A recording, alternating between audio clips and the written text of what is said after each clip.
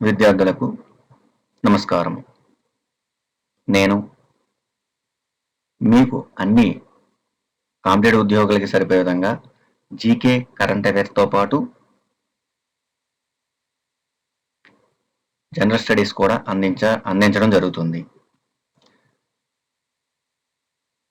ఇప్పుడు అందించే GK and current affairs అన్ని ప్రభుత్వ ఉద్యోగాలకు ఏపీపీఎస్సి, డిఎస్సి, టెట్ మరియు ఎస్ఐ కానిస్టేబుల్తో పాటు అన్ని ప్రభుత్వ ఉద్యోగాలకు సరిపోతుంది.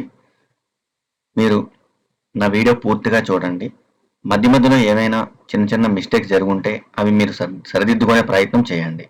ఎందుకంటే నేను సేకరించిన సమాచారం ప్రకారం ప్రతి వీటిని మీకు అందిస్తాను. మీకు ఎటువంటి సమయం వృధా కాకుండా అన్ని క్లియర్గానే అందించే ప్రయత్నం చేస్తాను. నా యొక్క వీడియోస్ మీకు చేరాలి అని అనుకుంటే లైక్ చేయండి. Okay, first bit. ఆంధ్రప్రదేశ్లోని పోలవరం బహుళార్థ సాధక ప్రాజెక్టు ఏ నదిపై నిర్మించబడుతుంది? Options: Krishna, Penna, Godavari, Vamsadhara. Right answer Godavari. మీకు వివరణ చూసినట్లయితే పోలవరం ప్రాజెక్టు గోదావరి నదిపై నిర్మించబడుతున్న జాతీయ ప్రాజెక్టు. ఇది సాగునీరు, తాగునీరు, విద్యుతుత్పత్తి వంటి బహుళ ప్రయోజనాలను కలిగి ఉంది. రెండవది, ఆంధ్రప్రదేశ్లో అత్యంత పొడవైన నది ఏది? కృష్ణ, గోదావరి, పెన్నా, తుంగభద్ర. సరైన ఆన్సర్ ఏంటి? సరైన సమాధానం గోదావరి నది. వివరణ చూసినట్లయితే గోదావరి భారతదేశంలోని ప్రధాన నదుల్లో ఒకటి. ఆంధ్రప్రదేశ్లో విస్తృతమైన డెల్టా ప్రాంతాన్ని ఏర్పరుస్తుంది. నెక్స్ట్, ఆంధ్రప్రదేశ్లో తూర్పు కనుమలు ఏ తీరానికి సమాంతరంగా విస్తరించి ఉన్నాయి? ఆప్షన్స్: పశ్చిమ తీరం, తూర్పు తీరం, ఉత్తర తీరం మాత్రమే, దక్షిణ తీరం మాత్రమే. సరైన సమాధానం తూర్పు తీరం. వివరణ: తూర్పు కనుమలు ఆంధ్రప్రదేశ్లో భౌగోళిక స్వరూపంలో ముఖ్యమైన భాగం. Next question. ఆంధ్రప్రదేశ్కు సముద్ర తీర రేఖ సుమారుగా ఎంత పొడవు ఉంది? 450, 974, 1250, 1500. సరైన సమాధానం 974, 774 కిలోమీటర్లు. ఈ రెండో స్థానంలో ఉంది గుజరాత్ తర్వాత. వివరణ: ఆంధ్రప్రదేశ్కు సుమారుగా 774 కిలోమీటర్ల పొడవైన సముద్ర తీరం ఉంది. ఇది భారతదేశంలోని రాష్ట్రాల్లో ముఖ్యమైన తీర ప్రాంతాల్లో ఒకటి. Next question. ఆంధ్రప్రదేశ్లోని శ్రీశైలం ప్రాజెక్టు ఏ నదిపై ఉంది? ఆప్షన్స్: గోదావరి, కృష్ణ, పెన్నా, వంశధార. సరి అయిన సమాధానం కృష్ణా నదిపై ఉంది. వివరణ: శ్రీశైలం ప్రాజెక్టు కృష్ణా నదిపై నిర్మించబడుతుంది. నెక్స్ట్, 2026 ఆగస్టులో ఆంధ్రప్రదేశ్ ప్రభుత్వం కొత్తగా ఎన్ని ప్రభుత్వ ఉద్యోగ పోస్టుల సృష్టికి ఆమోదం తెలిపినట్లు నివేదికలు పేర్కొన్నాయి? 8,060, 9,060, 10,060, 12,060. సరైన సమాధానం 10,060. వివరణ: ఆగస్టు 2026లో ఏపీ కేబినెట్ 10,060 కొత్త ప్రభుత్వ పోస్టుల సృష్టికి ఆమోదం తెలిపినట్లు తాజా నివేదికలు పేర్కొన్నాయి. ప్రతిదీ బిట్టేనమ్మా. నెక్స్ట్, ఆంధ్రప్రదేశ్ ప్రభుత్వం గోదావరి డెల్టా ఆధునీకరణను ఏ సంవత్సరానికి పూర్తి చేయాలని లక్ష్యంగా పెట్టుకుంది? ఆప్షన్స్: 2027, 2028, 2029, 2030. సరైన సమాధానం 2029. వివరణ: గోదావరి డెల్టా ఆధునీకరణ కార్యక్రమాన్ని 2029 నాటికి పూర్తి చేయాలని లక్ష్యంగా పెట్టుకున్నట్లు తాజా నివేదికలు పేర్కొన్నాయి. నెక్స్ట్, 2026 ఆగస్టులో ఏపీలో district coordinator of hospital service ద్వారా ఏ రకమైన రిక్రూట్మెంట్ ప్రక్రియ జరిగాయి? ఆప్షన్స్: కేవలం టీచర్సా, వైద్య పారామెడికల్ పోస్టులా, కేవలం పోలీసా, కేవలం రెవెన్యూ పోస్టా? సరైన సమాధానం వైద్య పారామెడికల్ పోస్టులకు. వివరణ: ఏపీ జిల్లాల అధికారిక వెబ్సైట్లో డిసిహెచ్ఎస్ ద్వారా వివిధ వైద్య పారామెడికల్ పోస్టులకు రిక్రూట్మెంట్ నోటిఫికేషన్స్ విడుదలయ్యాయి. నెక్స్ట్, భారతదేశంలో నేషనల్ స్పేస్ డే గా ఏ రోజును జరుపుకుంటారు? August 15, August 21, August 23, August 28. సరైన సమాధానం ఆగస్టు 23. మరి వివరణ చూసినట్లయితే చంద్రయాన్ 3 విజయాన్ని గుర్తు చేసుకోవడానికి ప్రతి సంవత్సరం ఆగస్టు 23ను నేషనల్ స్పేస్ డేగా జరుపుతున్నాము. నెక్స్ట్, నేషనల్ స్పేస్ డే ఏ అంతరిక్ష మిషన్ విజయాన్ని గుర్తు చేస్తుంది? చంద్రయాన్ 1, చంద్రయాన్ 2, చంద్రయాన్ 3, ఆదిత్య L1 అని అడిగారు.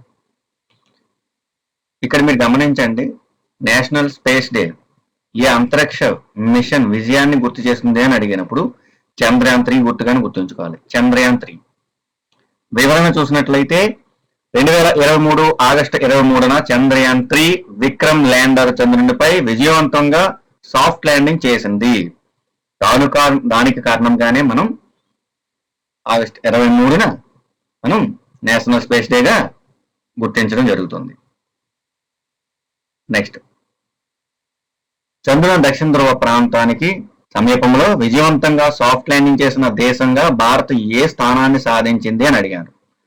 మొదటిదా, రెండవదా, మూడవదా, నాలుగవదా అంటే సాఫ్ట్ ల్యాండింగ్ చేసింది దక్షిణ ధ్రువంపై అంటే భారత్ మాత్రమే, మొదటిది ఆన్సర్.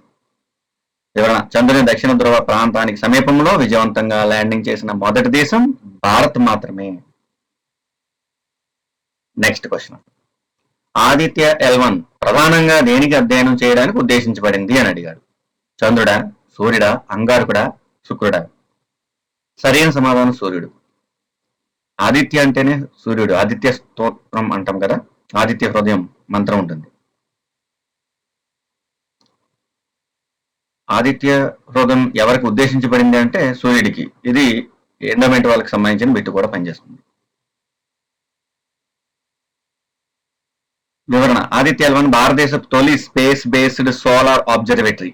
ఇది సూర్యుడి ఫోటోస్పియర్, క్రోమోస్పియర్ వంటి అంశాలను అధ్యయనం చేస్తుంది. నెక్స్ట్ క్వశ్చన్, స్పేస్ డాకింగ్ టెక్నాలజీని విజయవంతంగా ప్రదర్శించిన దేశాల్లో భారత్ ఏ స్థానంలో నిలిచింది? స్పేస్ డాకింగ్ టెక్నాలజీని విజయవంతంగా ప్రదర్శించిన దేశాల్లో భారత్ ఏ స్థానంలో నిలిచింది అన్నారు. రెండవదా, మూడవదా, నాలుగవదా, ఐదవదా అని అడిగాడు. సరైన సమాధానం నాలుగవది. స్పేస్ డాకింగ్ టెక్నాలజీలో భారత్ 4th ప్లేస్.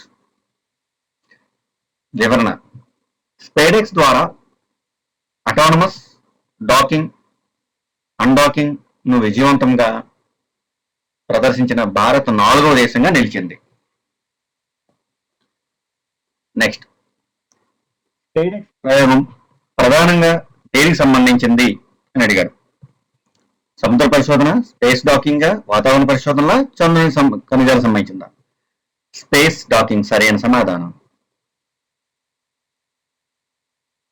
వివరణ: స్పేడెక్స్ స్పేస్ డాకింగ్ ఎక్స్పెరిమెంట్ భవిష్యత్తులో హ్యూమన్ స్పేస్ ఫ్లైట్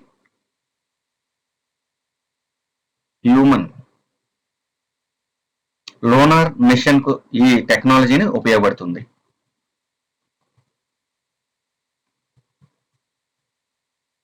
ఎక్స్పెరిమెంట్ చూసినట్లయితే భవిష్యత్తులో హ్యూమన్ స్పేస్ ఫ్లైట్ కానీ, మనుషుల్ని తీసుకెళ్ళడానికి కానీ, అలాగే లోనార్ మిషన్ కానీ ఈ టెక్నాలజీ ఉపయోగపడుతుంది అని ఇవ్వడం జరిగింది. నెక్స్ట్ క్వశ్చన్, 2026లో భారతదేశంలో రిజిస్టర్డ్ స్పేస్ స్టార్టప్స్ సంఖ్య సుమారుగా ఎంతకు చేరింది? 2026లో భారతదేశంలో రిజిస్టర్డ్ స్పేస్ స్టార్టప్స్ సంఖ్య సుమారుగా ఎంత పెరిగింది? 100, 240, 440, 700? 440కి చేరింది. సరైన సమాధానం 440. వివరణ 2026 ఆగస్టు నాటికి భారత స్పేస్ ఎకోసిస్టమ్స్ లో రిజిస్టర్డ్ స్పేస్ స్టార్టప్స్ సంఖ్య సుమారుగా 440కి చేరినట్లు పిఐబి పేర్కొంది. అంటే ఎవరు పేర్కొన్నారు అని అడిగే సూచనలు ఉన్నాయి పిఐబి. అందుకని నేను ఇచ్చే వివరణ కూడా మీకు చాలా ఇంపార్టెంట్. వివరణలో 2-3 బిట్లు కవర్ అవుతాయి, గమనించండి. మీకు సందేహం ఉన్నట్లయితే ఒకసారి రివిజన్ చేసి చూడండి. మిస్టేక్స్ ఉంటే సరి చేసుకునే ప్రయత్నం చేయండి. ఎవరో విమర్శించే ప్రయత్నం చేయొద్దు దయచేసి. 2026 ఆగస్టు నాటికి భారత స్పేస్ ఎకానమీ విలువ సుమారుగా ఎంతగా పిఐబి పేర్కొంది. 2026 ఆగస్టు నాటికి భారత స్పేస్ ఎకానమీ విలువ సుమారుగా ఎంతగా పిఐబి పేర్కొందని అడిగారు. యుఎస్డి. ఇది మనకి 3 బిలియన్సా, 5 బిలియన్సా, 9 బిలియన్సా, 15 బిలియన్సా? USD 9 billions. యుఎస్డి అంటే యుఎస్ డాలర్స్ అని అర్థం చేసుకోండి. యుఎస్డి అంటే ఏంటి అని మీరు కంగారు పడద్దు. వివరణ చూసినట్లయితే 2026 ఆగస్టు నాటికి భారత స్పేస్ ఎకానమీ విలువ సుమారుగా $900 బిలియన్ పిఐబి పేర్కొంది. ఎవరు పేర్కొన్నారు గమనించండి, పిఐబి. నెక్స్ట్, 2026లో భారతదేశం ఏ ఇండిపెండెన్స్ డేను జరుపుకుంది అంటే ఎన్నవది? 78వ, 79వ, 80వ, 81వ? సరైన సమాధానం 80వది. వివరణ చూసినట్లయితే 2026 ఆగస్టు 15న భారత 80వ స్వాతంత్ర దినోత్సవాన్ని జరుపుకుంది. నెక్స్ట్, 2026లో వందే మాతరంకు ఎన్ని సంవత్సరాలు పూర్తవుతున్నాయి? 100, 125, 150, 175?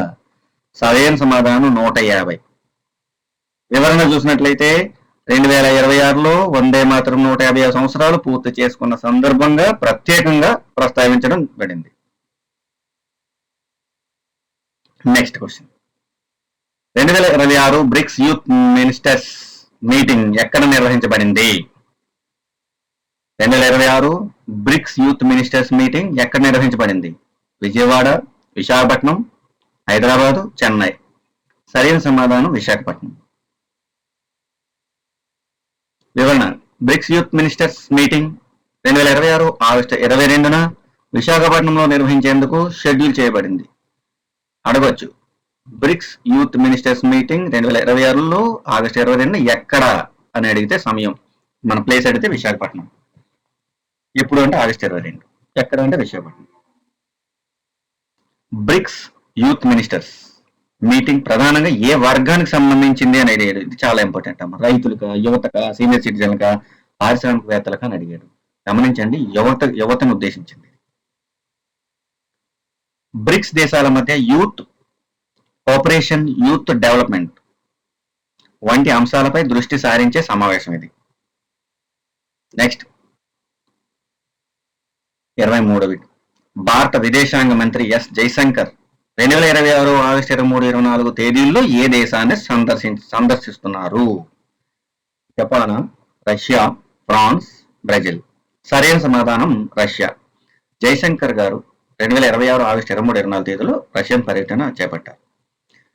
నెక్స్ట్ బిట్, జైశంకర్ గారు రష్యా పర్యటనలో ఏ కమిషన్ 27వ సమావేశానికి అధ్యక్షత వహించనున్నారు? గమనించండి, 27వ సమావేశం. మీరు చూసినట్లయితే India Russia defence commission, IRIGC, TEC, BRICS economic commission అంటే బ్రిక్స్, SCO ట్రేడ్ కమిషన్ అని అడిగాడు. సరైన సమాధానం IRIGC, TEC. ఇరిక్టెక్ అంటే దీన్ని మనం ఇరిగిటెక్ అని చెప్పి షార్ట్కట్ లో చదవచ్చు. దీని పూర్తి వివరణ చూసినట్లయితే దీనికి ఫుల్ ఫామ్ ఉంటుంది. వివరణ చూడండి, India Russia intergovernmental commission on trade, economic, scientific, technological and cultural cooperation 27వ సమావేశానికి ఆయన అధ్యక్షత వహించనున్నారు. ఎంత మీనింగ్ ఉంది కొంచెం ఒకసారి చూసుకోండి. నెక్స్ట్, IRIGC టెక్ లో టీ దేన్ని సూచిస్తుందంటే టీ ట్రేడ్ చూపిస్తుంది. టూరిజమా, ట్రేడా, ట్రాన్స్పోర్టా, టెక్నాలజీ అని అడిగాడు. సరైన సమాధానం ట్రేడ్. మన రష్యాతో ఎక్కువ ట్రేడ్ గురించే కొంచెం బాగా రష్యా కూడా మొత్తం ట్రేడ్ చేయడానికి వీలుతుంది. సరే, సారీ. వివరణ చూసినట్లయితే బ్రిక్స్ టెక్ లో మొదటి భాగం ట్రేడ్ అని గమనించండి. నెక్స్ట్ చూసినట్లయితే ఎక్స్పోసాట్ భారతదేశానికి ఏ విషయంలో ప్రత్యేకమైన మిషన్? ఎక్స్రే, పోలోమెట్రియా, మార్స్ ల్యాండింగా, లోనార్ రోవరా, సోలార్ ల్యాండింగ్ అని. X-ray, polarimetry. ఎక్స్పోసాట్ అనేది భారతదేశానికి ఏ విషయంలో ప్రత్యేకమైన మిషన్ అన్నాడు? ఎక్స్రే, పోలార్మెట్రీ. నెక్స్ట్ వివరణ. ఎక్స్పోసాట్ భారతదేశపు తొలి dedicated X-ray polarimetry mission. XPoSat భారతదేశపు తొలి dedicated X-ray polarimetry mission.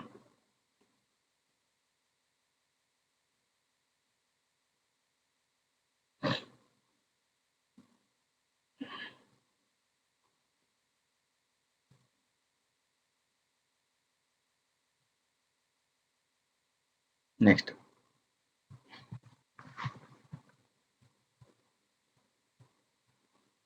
XPoSat ఎప్పుడు ప్రయోగించబడుతుంది?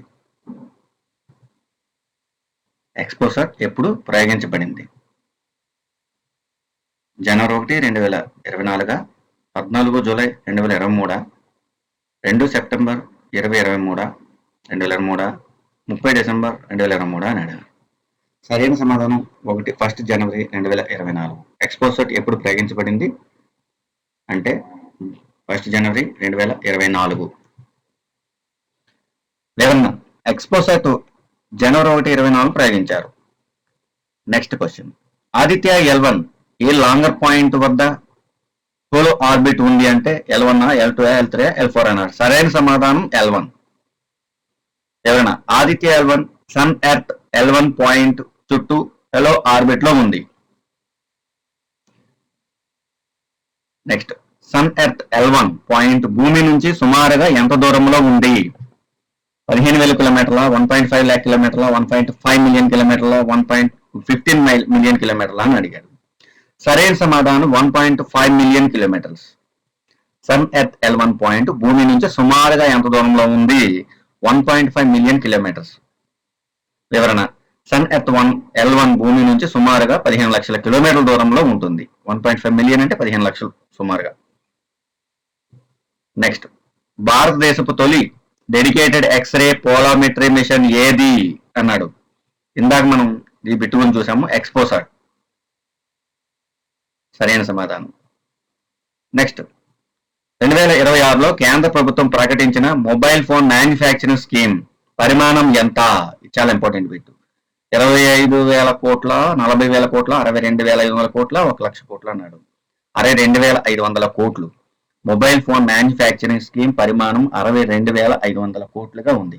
ఇది 2026-27 నుంచి 2030-31 వరకు 5 సంవత్సరాలకు అమలు చేయబడుతుంది. Next mobile phone manufacturing scheme ఎన్ని సంవత్సరాలకు అమలు చేయబడుతుంది అని అడిగాడు. సరైన సమాధానం 5 సంవత్సరాలు. 3 సంవత్సరాలు, 4 సంవత్సరాలు, 5 సంవత్సరాలు, 10 సంవత్సరాలు అంటే 5 సంవత్సరాలు. 2026-27 నుంచి 2030-31 వరకు 5 సంవత్సరాలు. మొబైల్ ఫోన్ మ్యానుఫ్యాక్చరింగ్ స్కీమ్ పాత పథకానికి సక్సెసర్ గా వచ్చింది, సెక్యూర్ గా వచ్చింది. ఏ పాత పథకానికి సెక్యూర్ గా వచ్చింది అన్నాడు. PM Kisan, PLI LSCM, MGNREGA, PMAY. PLI LSCM. వివరణ చూసినట్లయితే production linked incentive scheme for large scale electronics manufacturing. Next Chandrayaan 3 ఎప్పుడు ప్రయోగించబడింది అంటే 14 జూలై 2023, 23 ఆగస్టు 2023, 2 సెప్టెంబర్ 2023, 30 డిసెంబర్ 2024 అన్నాడు. సరైన సమాధానం 14 జూలై 2023. వివరణ చూసినట్లయితే చంద్రయాన్ 3ను 14 జూలై 2020 ప్రయోగించారు. 23 ఆగస్టు 2023న సాఫ్ట్ ల్యాండింగ్ జరిగింది. చంద్రయాన్ 3ని 14 జూలై 2023 ప్రయోగించారు. 23 ఆగస్టు 2023న సాఫ్ట్ ల్యాండింగ్ జరిగింది. చంద్రయాన్ 3లో ల్యాండర్ పేరేమిటి? ప్రజ్ఞాన, విక్రమ, రోహిణి, ఆర్యభట్ట. విక్రమ్ ల్యాండర్. చంద్రయాన్ 3లో రోవర్ పేరేమిటి? రోవర్ అయితే ప్రజ్ఞాన్. భారతదేశం మొదటి స్పేస్ బేస్డ్ సోలార్ అబ్జర్వేటరీ ఏది? ఆదిత్య L1. భారతదేశం మొదటి space based solar observatory. Solar అనే పదం కనిపిస్తే సూర్యుడు, గుర్తుంచుకోండి, ఆదిత్య L1. సూర్యుడు అంటేనే ఆదిత్య. ఇందా చెప్పాను నేను, ఆదిత్య హృదయం అనేది ఎండోమెంట్ కి సంబంధించిన బిట్టు. అలా మనకు కూడా పనిచేస్తుంది, అందుకే నేను నాకు కూడా చెప్పడం జరిగింది. సోలార్ అంటేనే సూర్యుడు, అలా గుర్తుంచుకోండి. స్పేడెక్స్ ద్వారా భారత్ ఏ టెక్నాలజీని ప్రదర్శించింది? స్పేస్ డాకింగా, డీప్ సీ డైవింగా, న్యూక్లియర్ ఫ్యూజనా, వెదర్ మోడిఫికేషనా? స్పేస్ డాకింగ్ అనేది సరైన సమాధానం. నెక్స్ట్, ఆంధ్రప్రదేశ్ రాజధాని ఏది? మీకు తెలిసిందే, అమరావతి. అక్కడ టైం వేస్ట్ చేయట్లేదు. ఆంధ్రప్రదేశ్ అధికార భాష ఏంటంటే ఇది మీకు తెలిసిందే, తెలుగు భాష.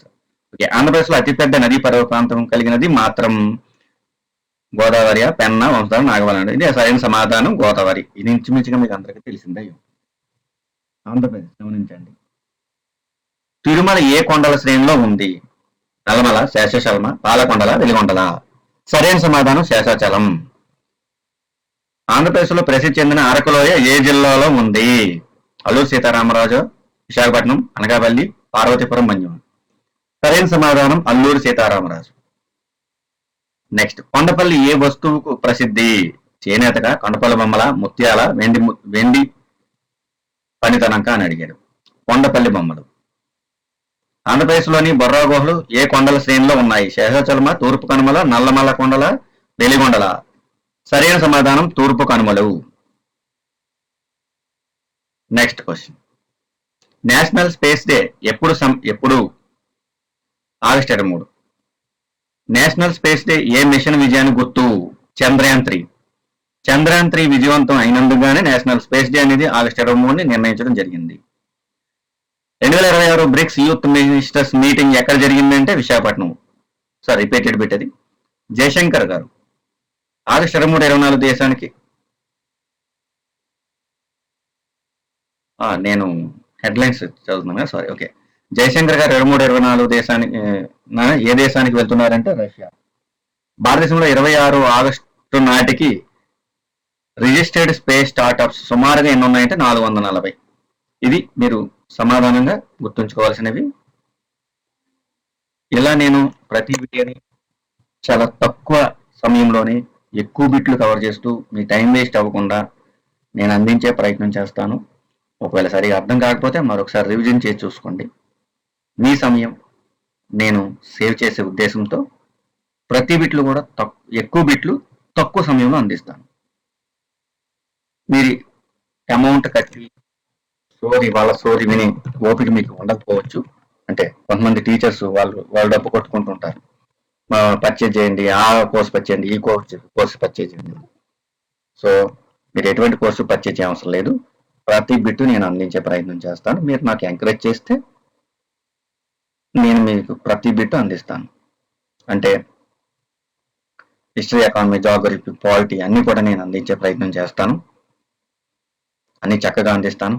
మీరు ప్రశ్న దగ్గర ఆన్సర్లు, ప్రశ్న దగ్గర ఆన్సర్ వస్తుంది, దాంతోపాటు వివరణ కూడా ఇస్తాను. మరి మీకు వివరణ ద్వారా ఒక క్వశ్చన్లో 4 బిట్లు కవర్ అవుతాయి. జాగ్రత్తగా మీరు నేర్చుకునే ప్రయత్నం చేస్తే మీరు నన్ను ఎంకరేజ్ చేయండి. ఎంకరేజ్ చేయడం అంటే ఏమీ లేదు, కొంచెం లైక్ చేసినట్లయితే నా తర్వాత వీడియో మళ్ళీ మీకు చేరుతుంది. మెయిన్ ఏంటంటే లైక్ చేయడం వల్ల నా నెక్స్ట్ వీడియో మీకు చేరుతుంది. Okay, thank you for your watching.